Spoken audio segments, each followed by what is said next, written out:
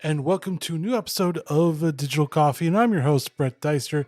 Please subscribe to Digital Coffee on all your favorite podcasting apps. Leave a 5-star review.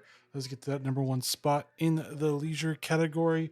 But this week, I'm going to be talking about the Game Awards mostly and why I still don't watch award shows in general. But I'm going to talk about the actual games that they've announced during it because that's the actual most important thing about Game Awards. It's not the awards at all. Doesn't really matter about that. Also, a few Battlefield 2042 updates, and as always, I guys hope that you're having a good weekend. But get your coffee cups ready and let's get brewing.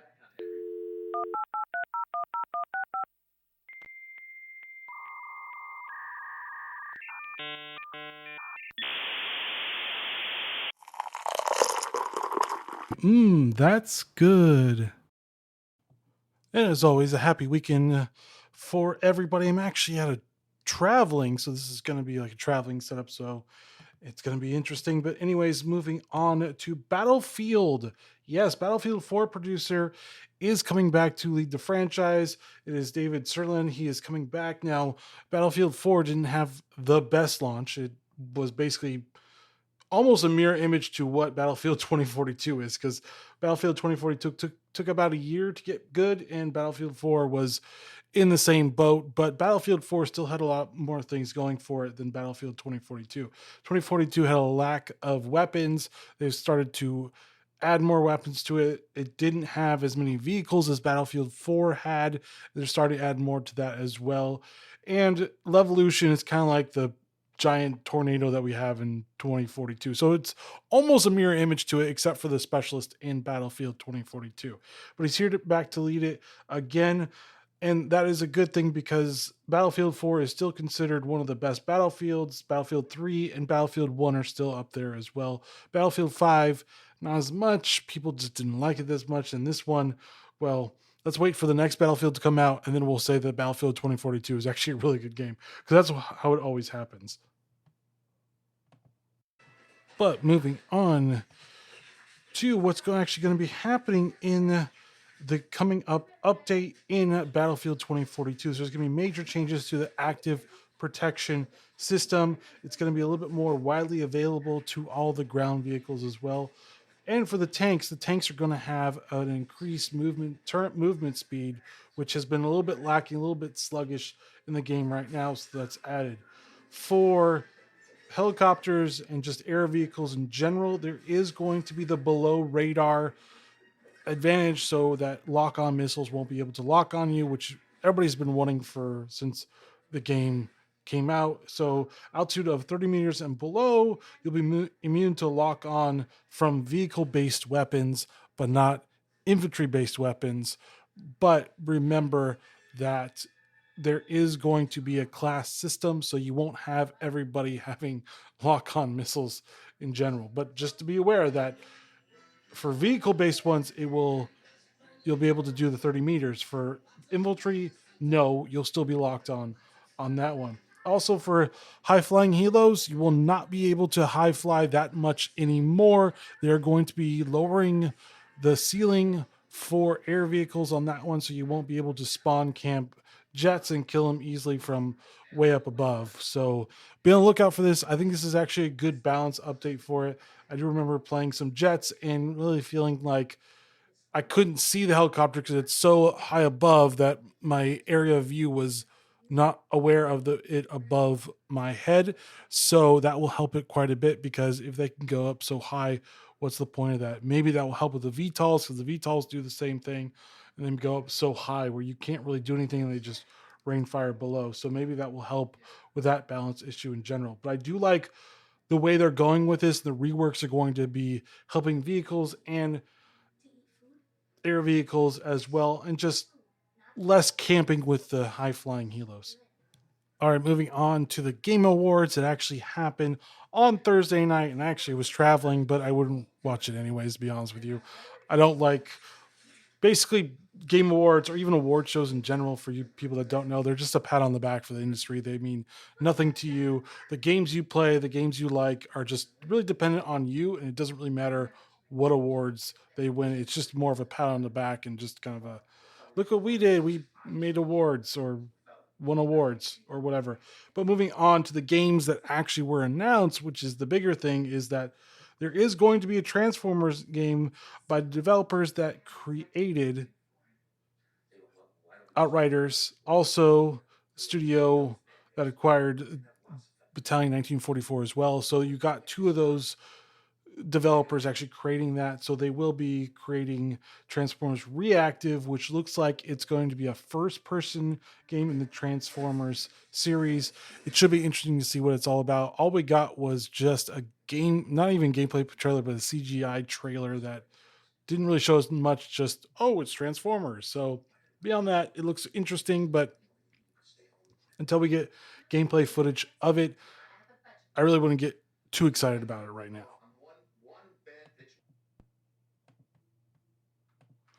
All right, moving on to Diablo 4 finally gets a release date now. It was actually announced with once again a CGI trailer. There was really nothing actually new except for more story development on this one. So it looks interesting to see what's actually going to happen, but there is finally a release date for this one. It's going to be June 6th, 2023. You can pre-order it right now for the open beta once that open beta actually launches, but you can pre-order it right now if you have high hopes with Blizzard actually creating a really great Diablo game. Diablo 3 was mixed when it first released. They had the auction house, which didn't go very well, which someone actually hacked my account and got me banned from it, which I didn't know. But it got better over time when they actually got rid of the auction house. Now they're going to have battle passes because that's the cool thing to do nowadays. Before it was loot boxes, now it's battle passes. So be prepared to pay $10 or more for skins or whatever else they devise for you to actually think it's worth to buy. But that's really what it's going to be about. I'm glad they're finally actually having a release date, but the rumors were false. They were supposed to be, they rumored it was going to be around April, but unfortunately it is June. So you're going to have to wait quite a bit longer for that one. But if you do want to pre-order it, you can play it, or at least the beta, so you can play a little bit early. But just remember, it probably actually will be a beta this time. So be prepared for that one. All right, moving right along to Death Stranding 2. This is from Hideo Kojima and their productions, and it looks like it's going to at least release first on the PS5, if anything else, because Sony loves to say how terrible exclusives are when it's not released on their own platform, but anywhere else it's okay. So if you release it on there, it's fine, but if you release it anywhere else exclusive, it's not okay. Sony just says bad. It's bad for the gaming industry. But I digress. Everybody was cheering on this one when I saw the video. I didn't actually complete the first one yet, but Hideo Kojima's games are always interesting. He is one of the lead guys for Metal Gear. He has been a story developer within the industry. His games have, for me, a lot of dialogue, maybe a little too much dialogue. His stories they get a little convoluted and they're a little bit of a mess. The last Metal Gear game that he actually created was a mess at the end. The story was compelling to a certain extent, and then it got really convoluted and just, for me, it was a mess afterwards, and it just didn't make any sense. But as a whole, he does make very interesting and great games. So this could be good. It's usually going to be good, or at least the critics are going to praise it because that's what they usually do. All right, moving on to the next announcement was Baldur's Gate 3 is finally has a release date. It has been in early development for 2 years actually, and it looked very interesting. It looked great. I was actually very interested in this game first when it was announced as an early release, but I was like, yeah, I want to hold off on this one a little bit. But it looks very good. It is coming out August of 2023, so you still got a little while. But if you do want to buy it, you can still buy it early as an early access. Again, early access means it is an unfinished product, so don't expect it to work if you do this. If you have patience and you want to figure it out and help the devs, that's what you do to buy it. If you don't want to do that, you're going to get frustrated because the game doesn't work, then you shouldn't be doing it.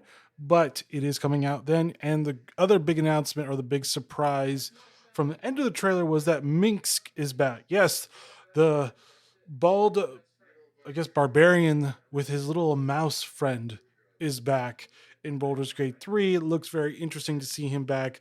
Didn't hear anything from the voice actor. Hopefully, the old voice actor, or at least someone similar to him, was back because it was a very, very interesting character in general in the Baldur's Gate franchise. In 1 and 2, he was kind of like the comic relief a little bit, but he was still a fun character to be around and have in your party. So I was actually good to see that they kind of brought back the old character from the old franchises in the late 90s, early 2000s.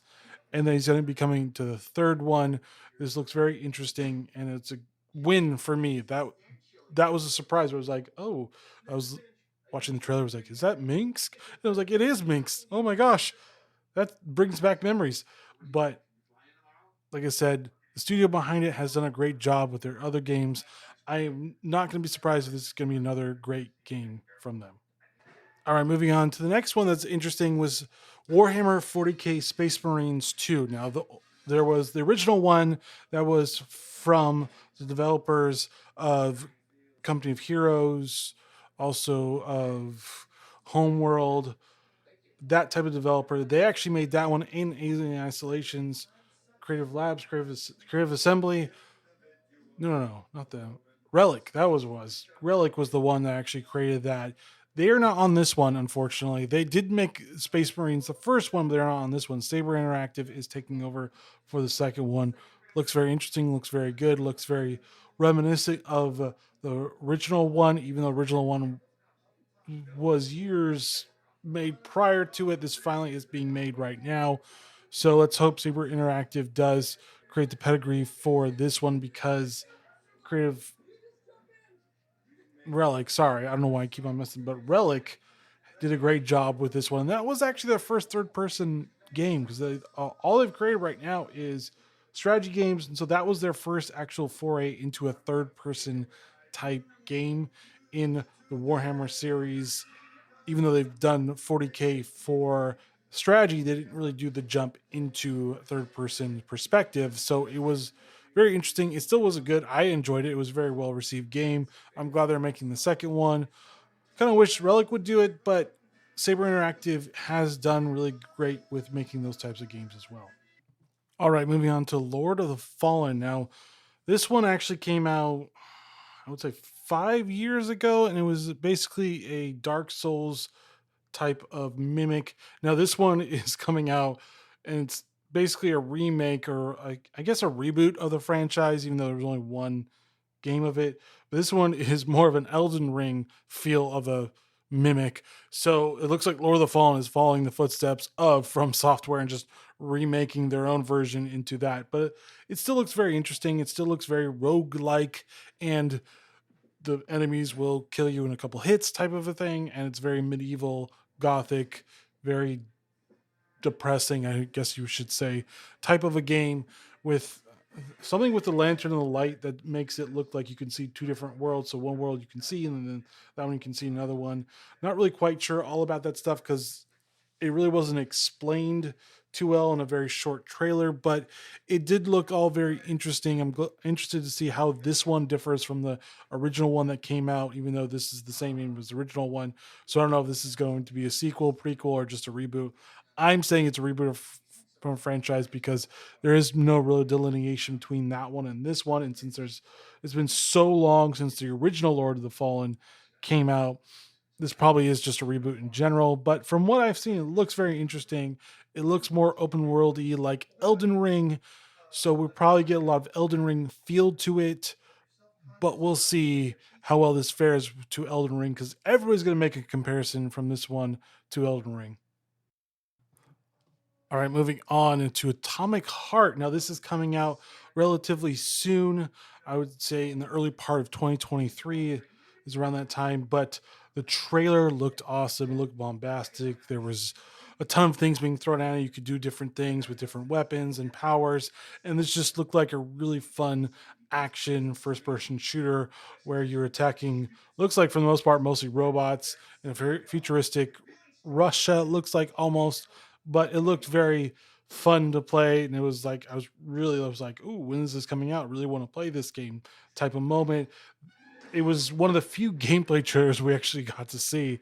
And I'm glad they showed the gameplay trailer because that's what we want to see. We want to see it fun. We want to see it challenging for some people. Some people don't like challenging, but that's fine. But for most of us, we like to see a challenging, fun game where we can use different types of weapons to tackle different types of things or tools, no matter what it is. So it did pique my interest quite a bit because it just looks so awesome just from the trailer itself. All right, moving on to Returnal, and the rumors are finally true. The announcement has been official.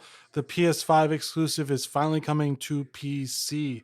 Now, there's been a lot of rumors about it, and kind of the Nvidia leak for their GeForce Now kind of hinted at it, but this one is finally coming to PC soon-ish.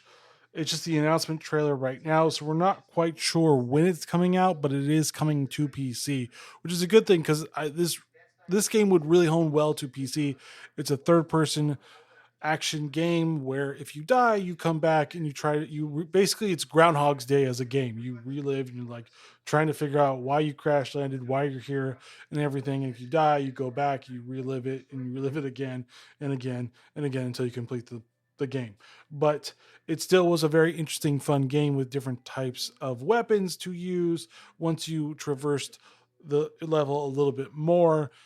It kept interest. Now I'm not really good at shooting on controller, so this is better on the mouse and keyboard for me because that's what I'm used to when shooting guns. So this is something to look out for those that are terrible like me for controller. All right, moving on to Judas the Game from the creator of Bioshock. That basically just looks like Bioshock. I really wasn't that impressed. I was kind of like, well, can you move on from Bioshock, or is that your like pinnacle of the games that you make? Now, I'm not saying that Bioshock wasn't a great game. It was a great game when it came out, but every subsequent one that he came out with that was Bioshock esque, I was kind of like, well, how is this much different from the original Bioshock? And I really couldn't find any. So Judas is the name, and it's basically Bioshock in space. So you do have powers in one hand, got another hand, and I'm trying to see what the difference is and if there's any improvements from his formula to this one or a better story. Because the last Bioshock franchise one, the story was not good. It was very just. It got philosophical, but it it could have been better. I didn't like the philosophy from behind it. I thought the bad guy was contrived because it was always about religion, even though for the most part, not every bad person is religious, but it's a common trope that you would say a maniacal, terrible religious person will destroy the world because it's the easiest trope to do. But it is what it is on that one. I wasn't too impressed when I played that game. I was kind of like, you could have tried a little bit harder on this one. It was kind of just a one sided antagonist, but it happens. I'm hoping that this one, if I see more trailers, that it will actually pique my interest. Not going, oh look, I'm just playing Bioshock in 2023. And by no one's surprise, Last of Us Part One is coming to the PC now. There has already been a remaster and a remake of The Last of Us Part 1 on the PlayStation and first launched on the PS3. And then once the PS4 came out, maybe it was the PS4 Pro came out, then they did the remaster version. And then when the PS5 came out, they're like, hey, I know it's only been a year since we did a remaster. Let's do a reboot or a remaster of this one. It was more actually a remake of this one. And so that's what they did. And I was like, well, I already have the first remaster, so I don't think a remake from that one would be great. But maybe there'll be differences on this one since, for the most part, most of Sony's games are compatible with Steam Deck. And so I'm hoping to see the trend carry over for the most part. But for right now, all we have is coming out in March, and it is Last of Us Part 1. It's probably going to be the actual remake of the first one that the PS5 version is. It will probably have DLSS 3.0, which unfortunately, unless you have the 4000 series graphics cards, you cannot use because that's NVIDIA.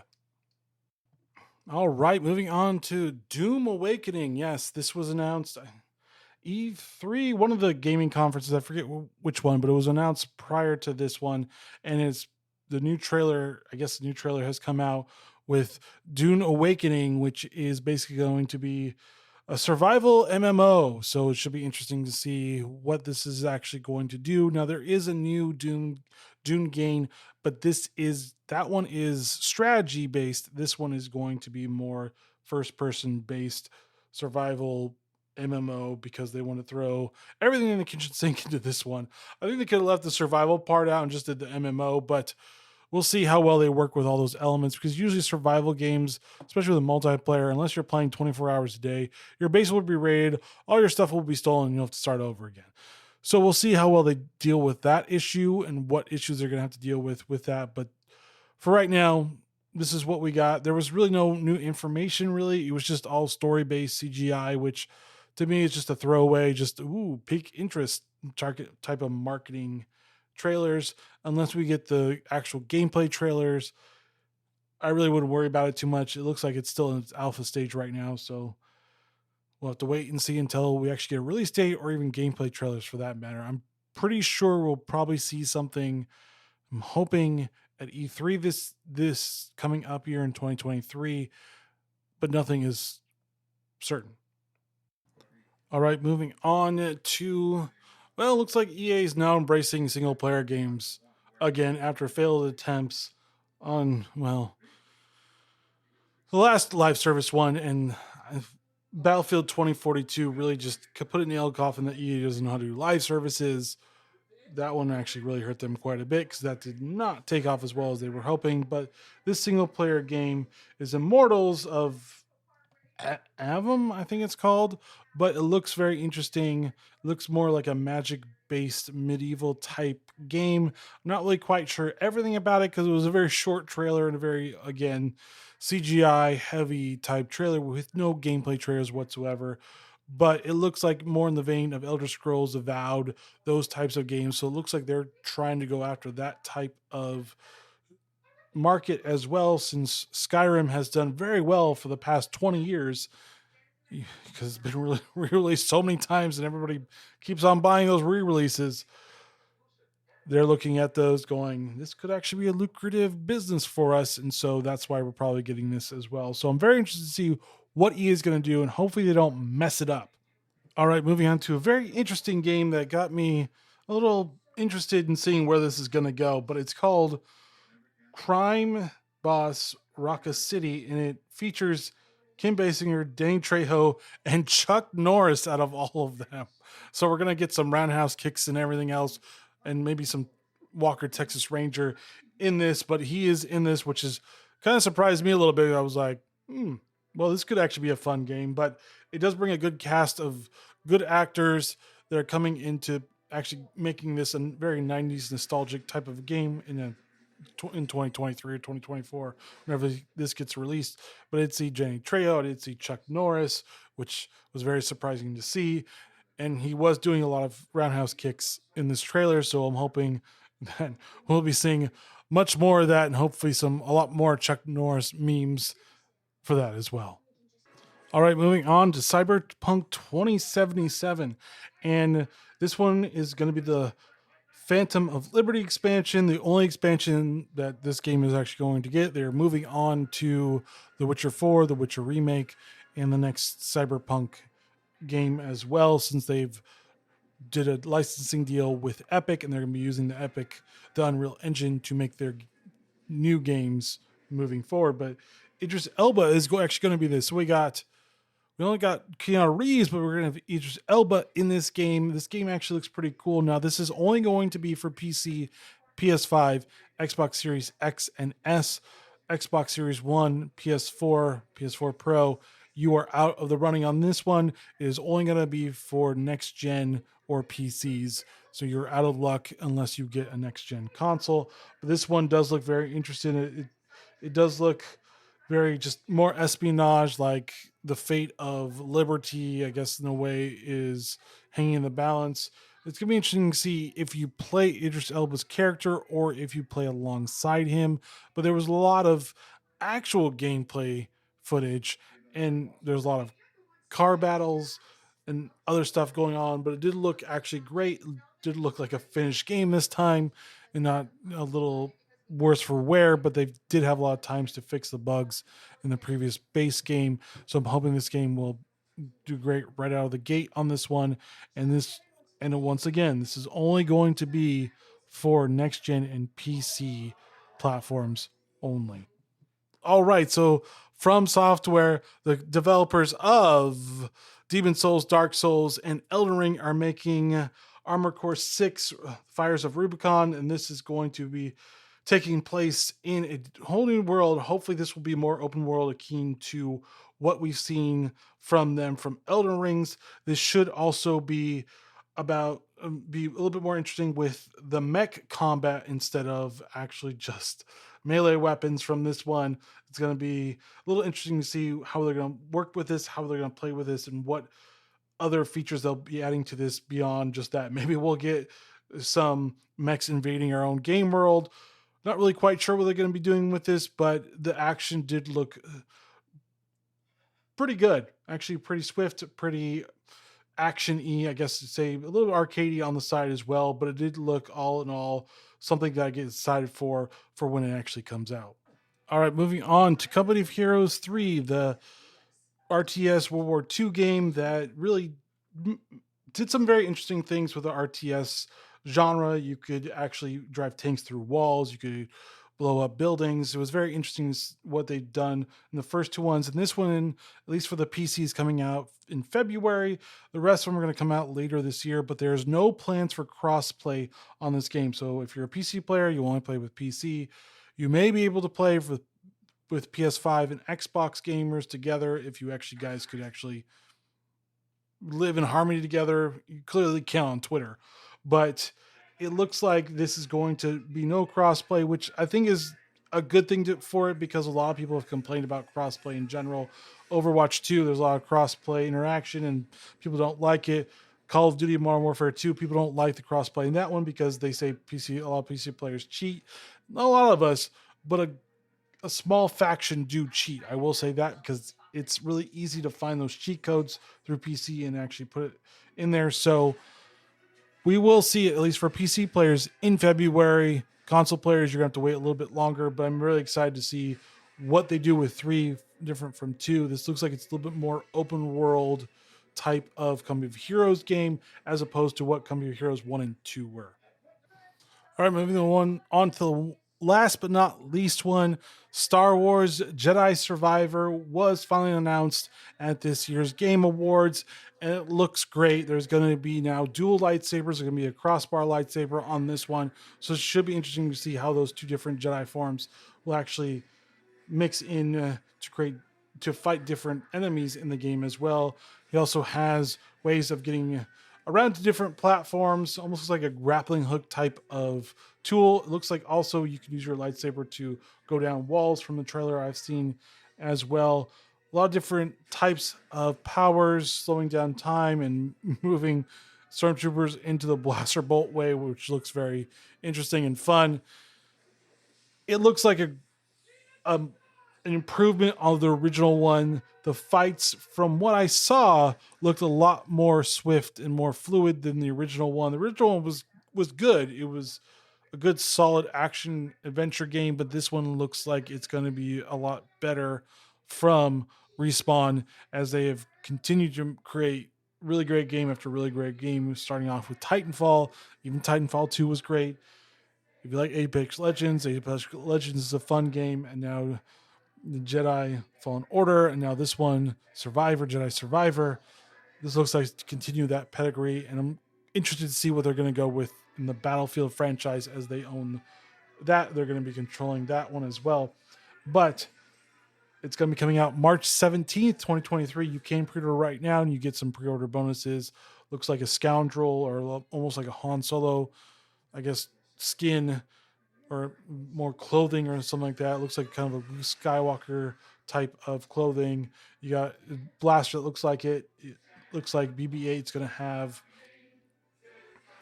I mean, it's not BB-8, that's in the movies, but his little droid, he's going to have some skins as well on that one. So I'm glad it's finally out. I'm glad they finally actually had a release date on this one, and it's coming out relatively soon, as in the beginning of 2023, unless there's any other delays that are going to be happening with this one.